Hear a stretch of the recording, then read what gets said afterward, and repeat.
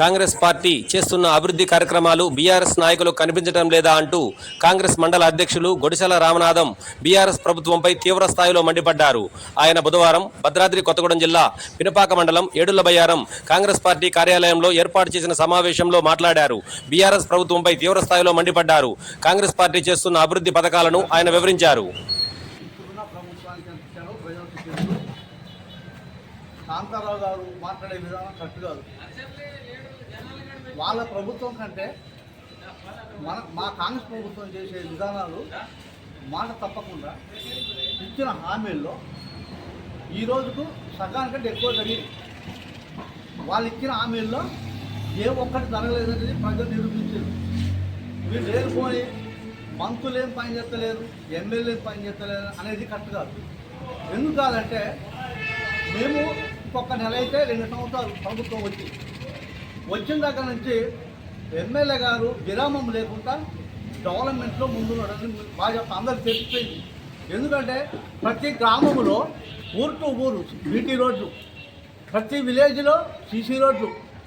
మరి ఇవన్నీ కాంతారావు గారికి కళ్ళకు అవపడతలేవా? ఎమ్మెల్యే ఏం చేస్తారు, మంత్రులు ఏం చేస్తారు? రోడ్డు బొక్కలు పడ్డాయి అంటే రోడ్డు ఎందుకు బొక్కలు పడ్డాయి?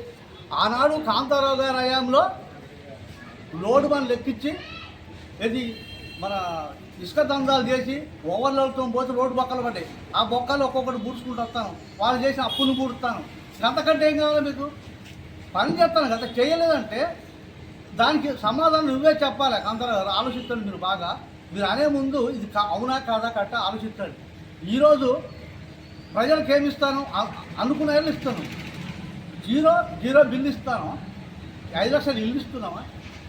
మరి అంతకంటే ఏం కావాలి? సన్న బియ్యం ఇస్తున్నావా?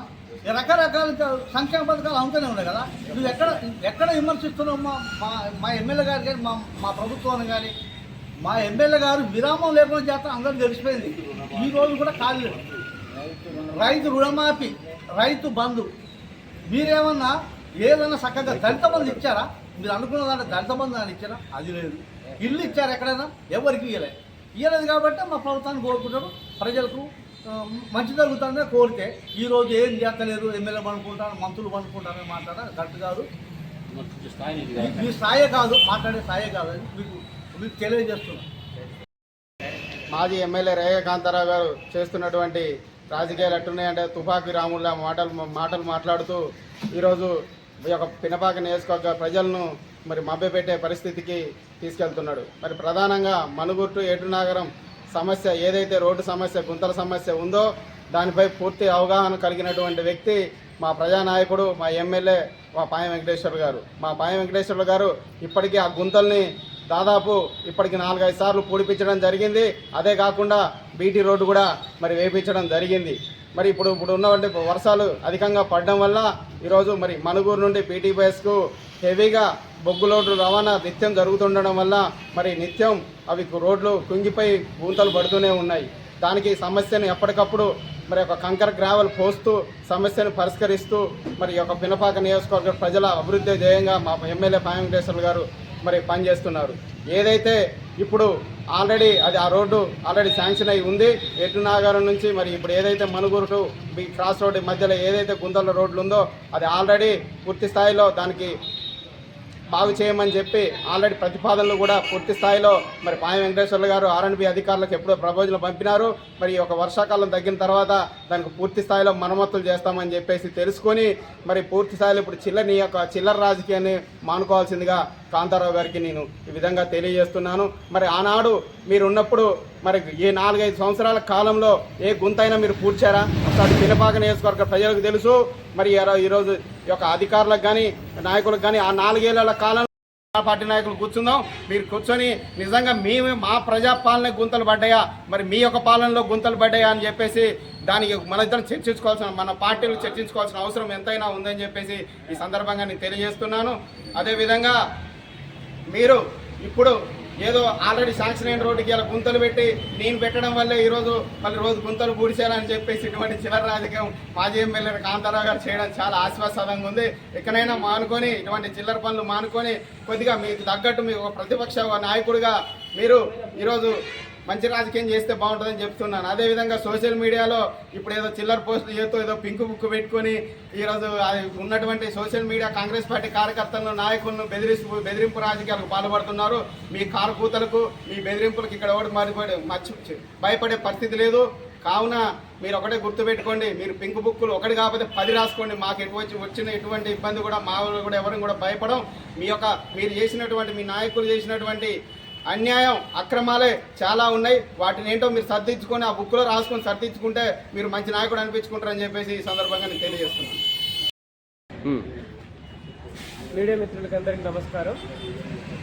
ఈరోజు పినపాక నియోజకవర్గంలో జరుగుతున్నటువంటి పరిణామాలు, రాజకీయ పరిణామాలు చూస్తుంటే, ప్రతిపక్ష నాయకులు మాట్లాడే మాటలు వింటుంటే చాలా హాస్యాస్పదంగా ఉంది.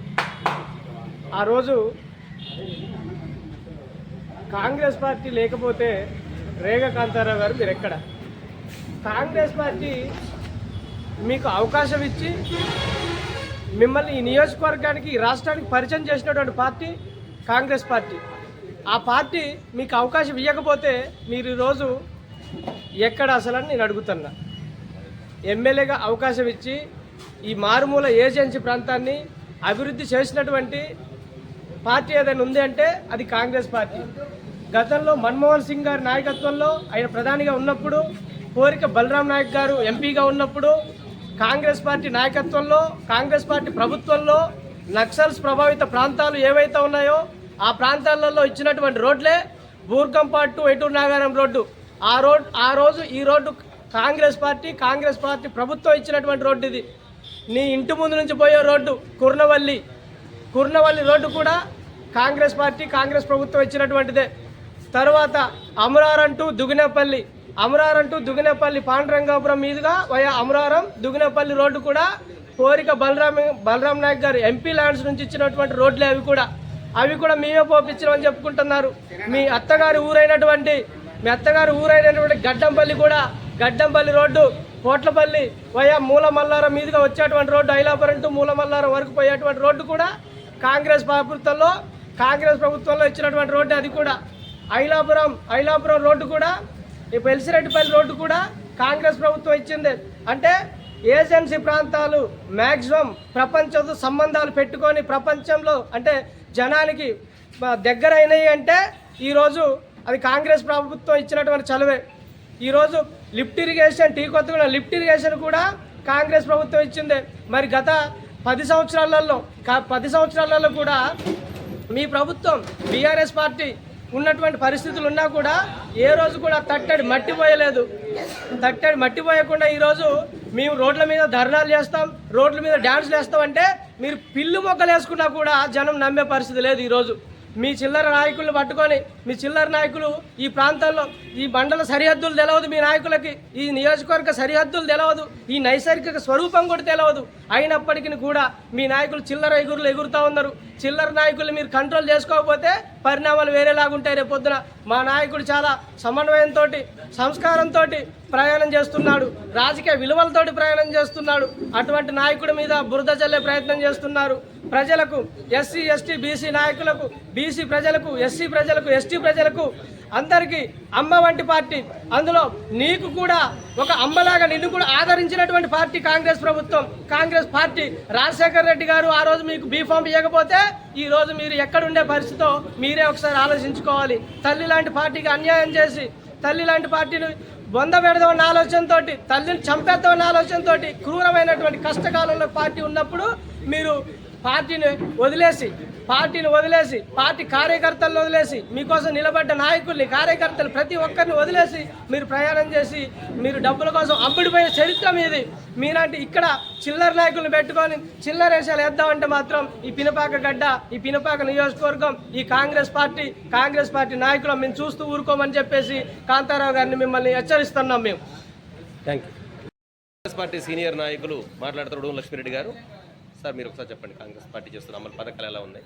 ఆ రోజు రేవంత్ రెడ్డి గారు ప్రమాణ స్వీకారము కాగానే ఫస్ట్ ఉచిత బస్సు ఇచ్చాడు లేడీస్ అందరికీ.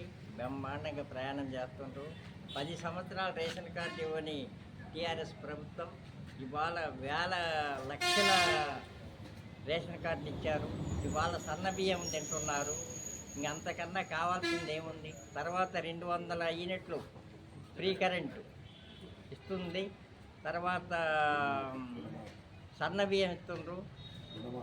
తర్వాత రుణమాఫీ చేశారు. తర్వాత రైతుకు బోనస్ 500 రూపాయలు కింటాకు ఇస్తున్న గవర్నమెంట్ ఏంటంటే ఇవాళ కాంగ్రెస్ గవర్నమెంటు.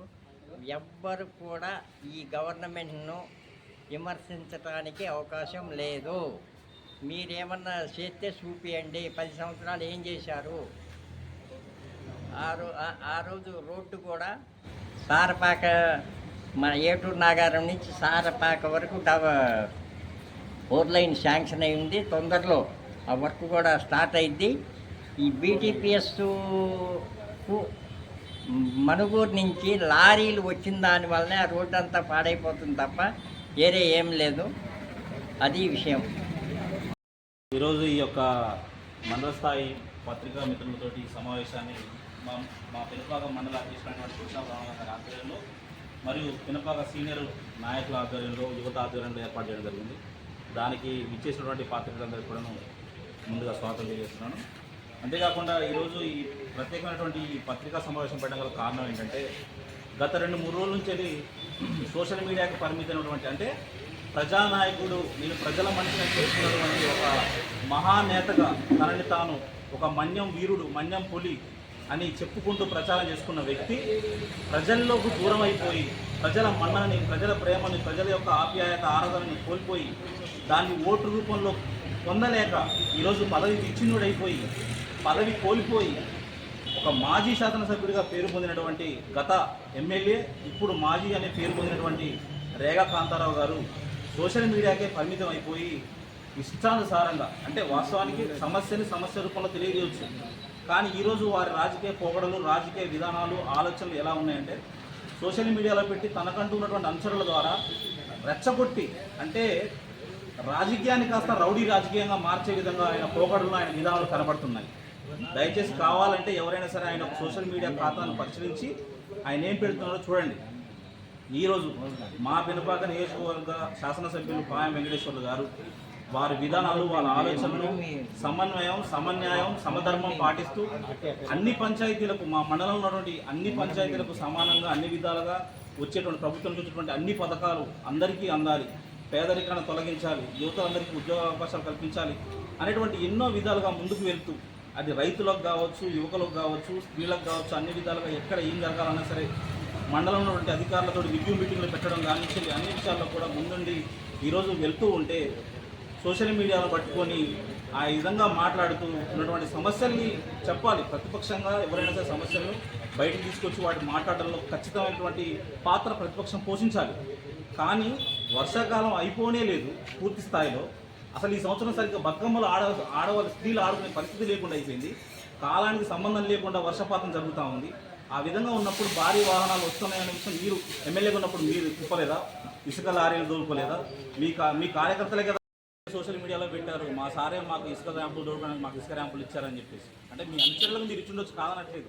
అంటే అప్పుడు నడుపుకున్నప్పుడు ఇవన్నీ మీ కళ్ళకు కనపడలేదు, మీ చెవులకు వినపడలేదు, ఈ ప్రాంత ప్రజల యొక్క కష్టాలు అనేవి కనపడలేదు.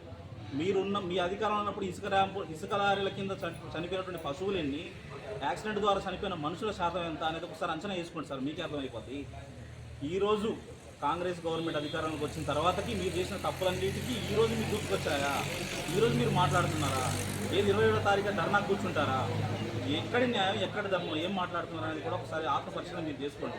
ఇంకొక ప్రధానమైన విషయం, అది యథా రాజా తదా ప్రజ అన్నట్టు మీరు ఏ విధంగా ఇది చేస్తున్నారో దానికి తగ్గట్టే మీ అనుచరులు కూడా అదే సోషల్ మీడియా అదాగా మాట్లాడుతున్నారు. దయచేసి దాన్ని కూడా సరి చేసుకోండి. సలహాలు సూచనలు తప్పకుండా ఇవ్వాలి. ఇచ్చినప్పుడే గ్రౌండ్ లెవెల్లో ఏం జరుగుతాం అనేది కూడా పాలించే వాళ్ళకి అర్థమవుతుంది. ఆ విధంగా వర్కులు జరగాలి. ప్రజలకు మేలు చేయాలనేది మీ ఉద్దేశం, అట్లే ఉండాలా. మా పాలక వర్గంలో ఉన్నందుకు మేము కూడా ఆ విధంగా ఆలోచించాలి. మీ సలహాలు సూచనలు ఇస్తే తప్పకుండా దాన్ని ముందుకెళ్ళి ప్రజలకు ఇక్కడ ఈ ప్రాంత ప్రజలకు న్యాయం జరగాలి. అదే అందరి ఉద్దేశం. దయచేసి మీరు అర్థం చేసుకోవాలి. అంతేలేగాని మీరు ఎక్కువ అధికంగా బాడీ షేమింగ్ మీద పెడుతున్నారు. మా నాయకుడిని పశువులతోటి జంతువులతోటి పోల్చడం అనేది చాలా దారుణమైన విషయం. ఏంటి మీకు మా నాయకుడు అంత అలుసు అంత తక్కువ అంటే ఇదంతా అహంకారం ఎట్లా వచ్చిందంటే మీ పార్టీ నాయకుడు నడుస్తున్న మీ అధ్యక్షుడు ఆయన దగ్గర చూసిన అహంకారం ఇంకా మీకు పోలేదు. ఆ అహంకారపూరితమైన మాటల వల్లే మీరు పదవి ఇచ్చిన లేని విషయం మరొకసారి గుర్తుపెట్టుకోవాలి. మీరు ఎందుకు ఈరోజు తెలంగాణ సెంటిమెంట్ పెట్టుకొని 2014 అధికారంలో వచ్చి 10 సంవత్సరాలు పరిపాలించడం ఎందుకు కారణం? ఆ సెంటిమెంట్ ఉండడం వల్ల. కానీ ఆ సెంటిమెంట్ని మీరు అహంకారంగా మార్చుకున్నారు. మీ అహంకారం పెరిగిపోయి ప్రజలకు దూరం అయ్యారు కాబట్టి ఈరోజు మీకు ఓటు బలేదు, మీరు ఓడిపోయారు. పినపాక నియోజకవర్గం కానీ నియోజకవర్గంలో అంత భారీ మెజారిటీ ఇప్పటివరకు ఎవరికి రాలేదు, పాయం గారికి వచ్చినట్టుగా. ఆ మెజారిటీ ఎందుకు వచ్చింది? మీ నియంత పోకల వల్లనే, మీ దానివల్లనే. దయచేసి ఇప్పటికైనా అహంకారం తగ్గించుకోండి. ఆ విధంగా ఉంటేనే ఏదైనా సరే సమన్యాయం సమభావంగా వెళ్దాం అనుకుంటే ప్రజలు కూడా మిమ్మల్ని నమ్ముతారు. రేపు పొద్దుగాల మీకు ఓటు బయట ఉంది. మాట్లాడితే పింక్ బుక్ అంటున్నారు, చాలా హాస్యాస్పదంగా ఉంది. ఈ పింక్ బుక్ అనేది మీరు ఇప్పుడు రాయాలనుకుంటే ఈ 3 సంవత్సరాలు రాసుకుంటూనే ఉండాలి. మేము స్టార్ట్ చేయాలనుకుంటే అది పెద్ద విషయం కాదు, ఇప్పటి నుంచి స్టార్ట్ చేసుకోవచ్చు. కానీ అలాంటి విధానాలు అలాంటి పోకలు మా నాయకుడికి లేవు. ఇక్కడ ఉన్నటువంటి మా స్థానికంగా ఉన్న నాయకత్వంలో కూడా ఎన్నడూ లేదు. ఎవరికైనా కష్టం వస్తే ముందుండి నిలబడి వాళ్ళ సమస్యను పరిష్కరించే విధంగానే ముందుకు కొడుతున్నాం. ఆ విధంగానే ముందుకు వెళ్ళండి. అంతేలేగాని ఈ రెచ్చగొట్టే విధానాలు, ఆ విధంగా బాడీ షేమింగ్ అనే మాటలు చేయడం అనేది చాలా తప్పు. అది రైట్.